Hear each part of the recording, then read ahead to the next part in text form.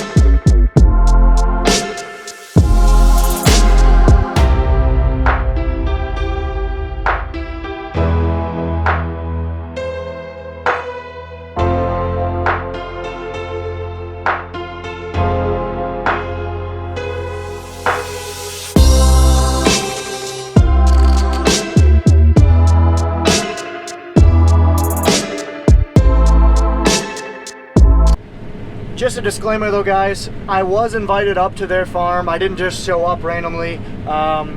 They always love talking to visitors, guys, but they are a working farm. They cannot just have any random person showing up. So unfortunately, like you said, guys, you have to be invited up to their farm. But like I said, I was very fortunate that they needed help for this day that I was around the area, so they invited me up. But just a quick disclaimer, guys, that you can't just randomly show up on their farm. I'm sure they would love to, but they got a job to do.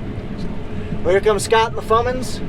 Bob's parked, so I'm gonna go ahead and get ready to unload in the truck, and then let's go eat. Oh, this is awesome. Absolutely awesome. And here comes the Fummins. 4 trucks in one.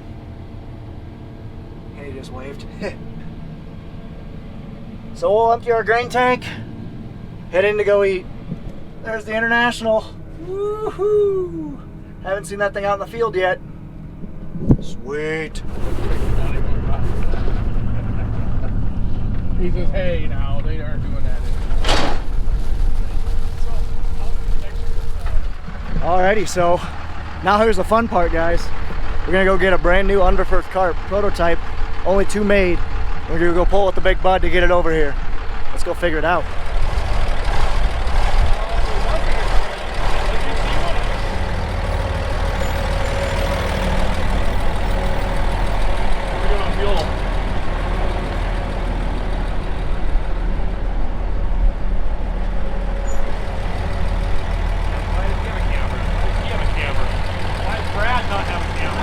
What are you doing?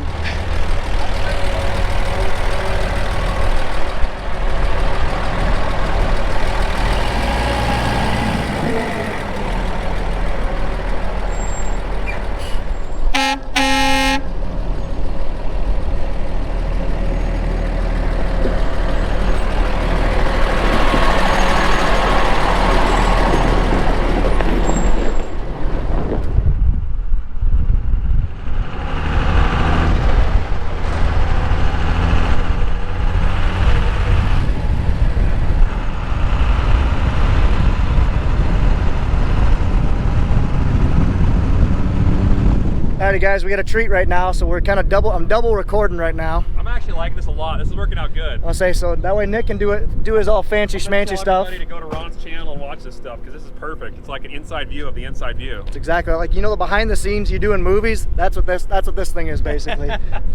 So you're gonna watch Nick do his magic right now. Yeah. So Nick, what are we watching here? What's going on? Well, the 525 or the KTA 525 big bud's coming down because it's gonna hook on to this ginormous 1600 bushel grain cart that we're running. Unported has provided it for us to run through the rest of our harvest. It's basically a prototype, but it's gonna go into production this fall, and you'll be able to get it next year. And from my understanding, it's pretty awesome. So it is massive. We're actually not going to use our big bud during harvest. We're going to have a different tractor pulling it, but right now we need to get this thing to our farmyard because the road is impassable for the truck and that trailer. So the leg arms is just coming down the road. So he's going to come from yonder over there. He's just coming down the road. So Nick's going to get the drone in the air, and then that cart, like I said, it's a 1620 Unported, brand new, 1600 bushel cart. It's a dual auger. Tandem axles.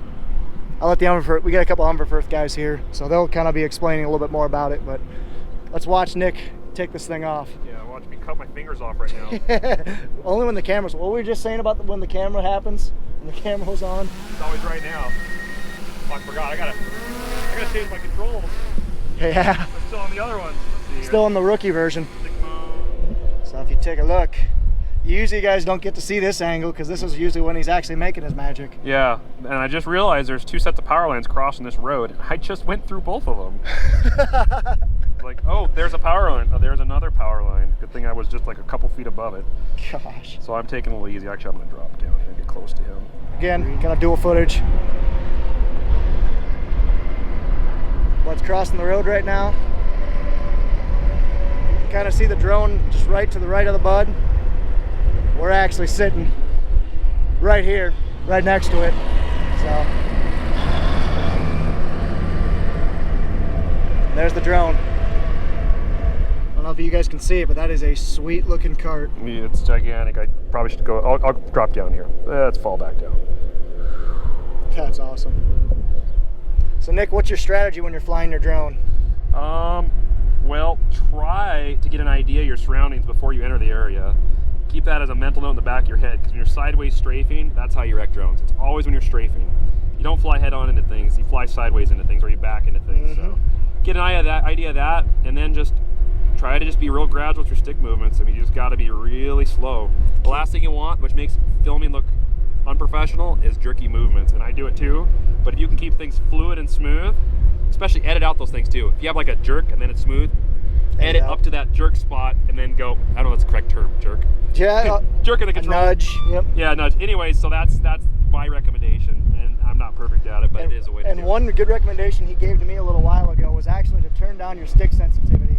So it's defaulted at what, 50% or something like that? Yeah, it's too high. It's defaulted so you can actually turn that down so you cannot turn as fast. Perfect. And that's how the master lands right there. Sweet. I don't think DJI recommends doing that. Probably not, but... But you don't want to land in wheat stubble. That's how you break stuff. So.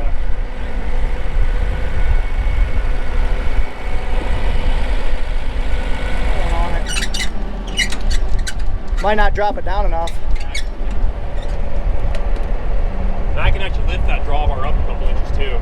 Okay. Oh, how high can we lift that drawbar? Yeah, that's pretty impressive. GPS, accelerometers.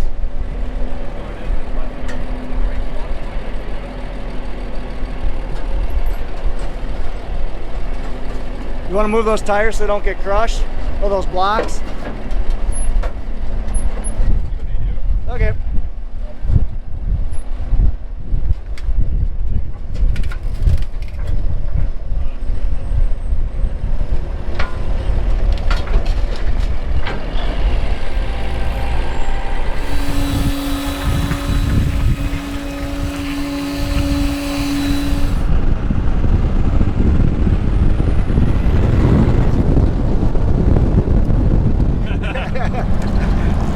What's up with this versatile 780 over there? That's a Neighbors. Neighbors? Yep.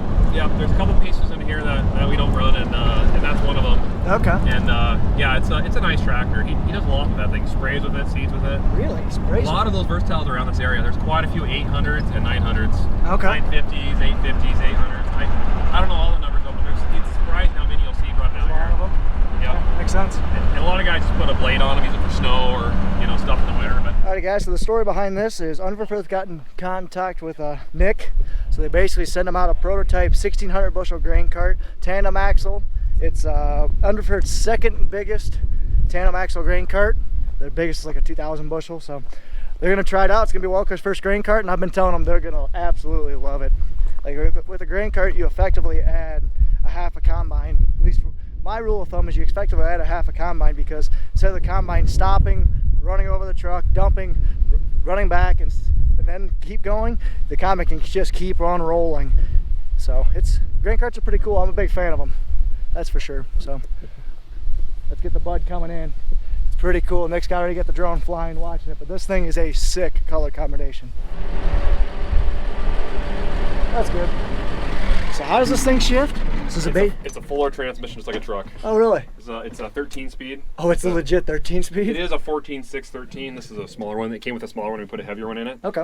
And so you clutch and shift it. Yeah, so you put it in the gear you want, start off. That's why this would be a very good grain cart tractor, because Right. you'd be shifting so much and burning that clutch all the time.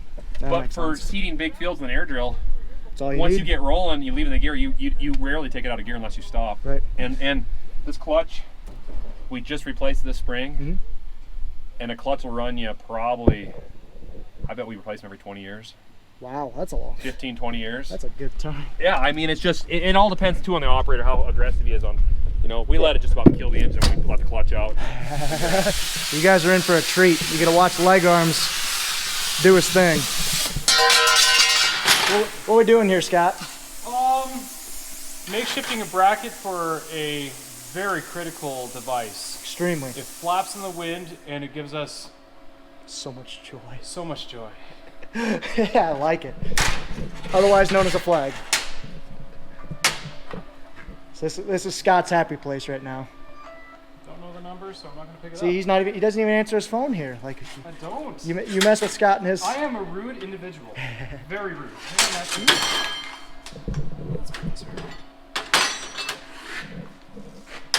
Now you're making me all nervous in front of a camera. You should be in front of the camera the whole time. You just gotta wear one of those head things. Yeah.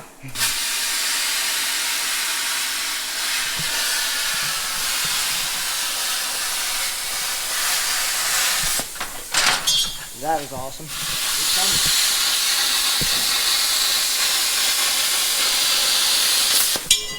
Now he's on his famous lathe. Lots of magic has happened here. Love this thing so much. How long have you guys had it? That's a very good question. I'm gonna say we probably had it for about 5 years. No, wait. Maybe about 8 years. 8 years now? Lathe's a heck of a tool.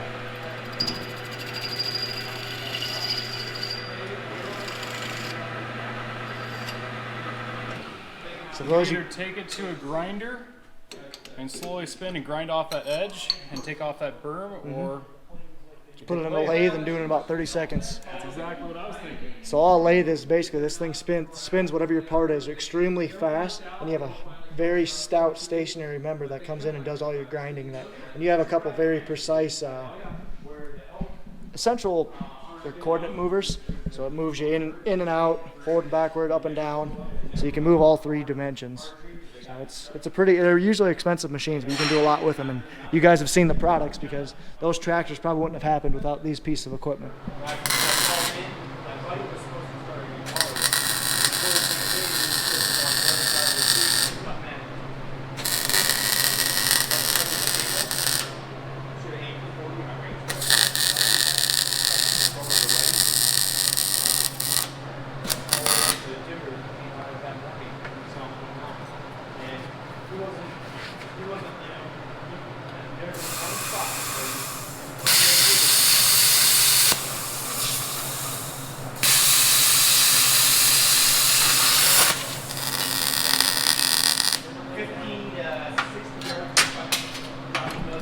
And just like that, it's created. Here's the Unported guy talking about the cart. Well, hey guys, I'm in the new 1620 Unported. Gonna put the flag on so there's nuts on the inside. Right there. There's also a lot of corn in here they gotta clean out. Might need to take an air gun. Wouldn't be a bad idea.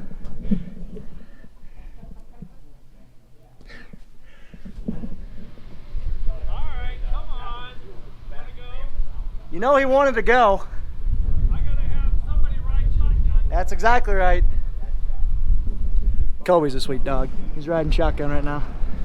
Just so I know, guys, I'm gonna have a ton of footage today. I am gonna split this video up at some point. So I'm gonna do the outro right now. Well, guys, good morning, good afternoon, and good evening to all. Welcome to Welker Farms. Let's get into the video. Like I said, I had too much footage just cramming all into one video, guys, so I'm going to make this into, this is part 2 of my full day with Welkers. And right now I'm sitting in the 1620 brand new Unported grain cart. There's only a couple of them made. You'll be able to get this here, I believe, this fall or next fall. I can't remember. I have to figure that out. But anyway, let's get into the video.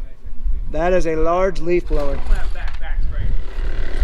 So I'm going to blow all this out, guys. There's corn in here. So we're going to clean it out so we don't contaminate any of the wheat.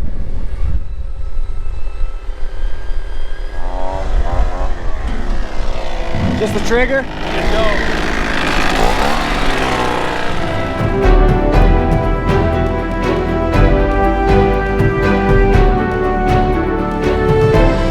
Alrighty guys, so we're just about ready to go work on the combines a little bit. We're gonna put a different concave in just because, oh, that's what Scott ran over. How do they keep them around? Is that a final drive off a combine? That's what it looks like.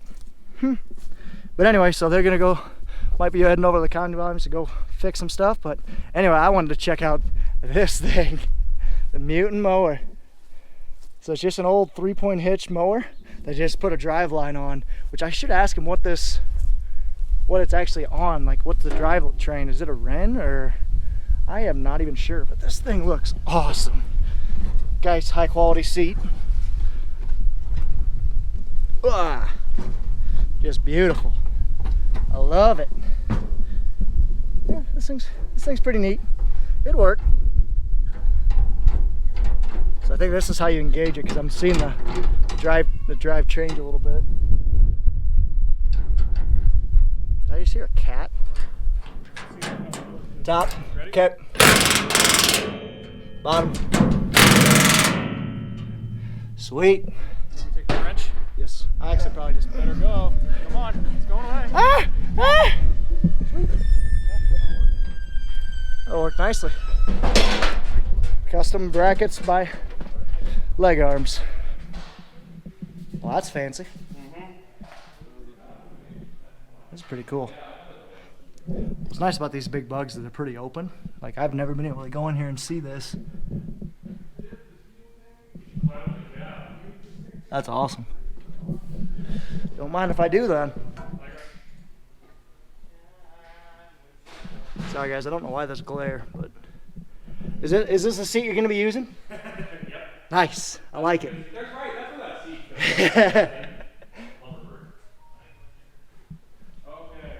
Okay. This bud is gonna be sweet. Pretty. The wind needs to blow the other way. So Alrighty guys, time to go grab those small wire, Case calls them modules. I call them concaves, but time to go grab them. Throw them in there and go change them on the combine. One thing I never realized, they actually have the Ram logo. That's funny. Yeah, these are what their modules they are. Pull them out, put these in. So Nick, Brad, and I just switched this first module, concave module, around in Clifford. So I'm gonna flip it around. So we're doing it so the wind's out of the east or the west. So we're doing it so the wind's at our back, so that we're not getting blown with a bunch of chaff. So I'm gonna flip this machine around and pull the next one apart. Ooh, this one's got leather seats. Not bad. Let's fire her up.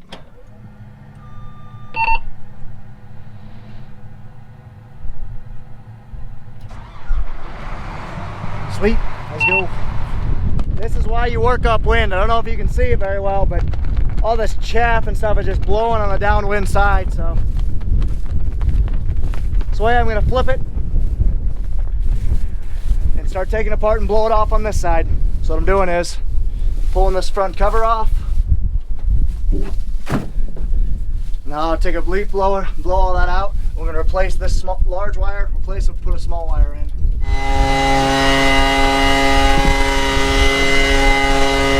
Fire up Beastbine. Sweet. Oh yeah, look at all that pollen. Love it. Raise the header up, flip around like that one.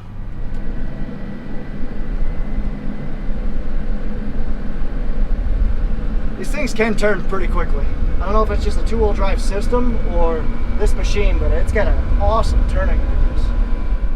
Oh my gosh, guys, look at this. There's a rock and the Welkers didn't pick it up yet. I'm gonna go yell at them. There can't be that many of these out here. Why aren't they picking this up? Hey, Nick. Yes. How come you didn't pick this rock up? Come on. I'm sorry, man, dude. Come on. God, there's not that many out there. Why aren't you picking these up? I'm not responsible. Rookies. This is why we'd rather have leg arms. Come on. I'm a terrible, terrible tenant of my land. Yes, he's just awful. It's not like he's got 10,000 acres or anything of rocks to pick up. No, don't you dare. I see that. I'm leaving that there. It's documented how hard it was to thresh, but hopefully there's the same amount of bars, but there's just more wires in between there. Oh, is there the same amount of bars? I believe there's the same amount of bars. Oh. Is the threshing more the material on material, or is it more actual metal against? Because I know sharp edges are obviously your best bet. Right.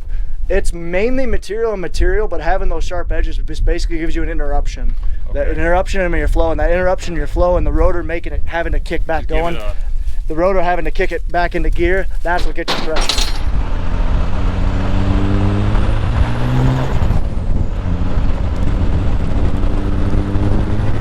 Well, guys, I hope you guys enjoyed this video. A little different. Thank you so much for Welkers for having me. Definitely gonna be one more video coming.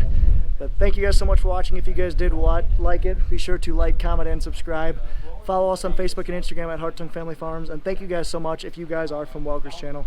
These are great guys that deserve all the successes they're having. So, well, anyway, guys, thank you so much. And as always, ta-ta for now.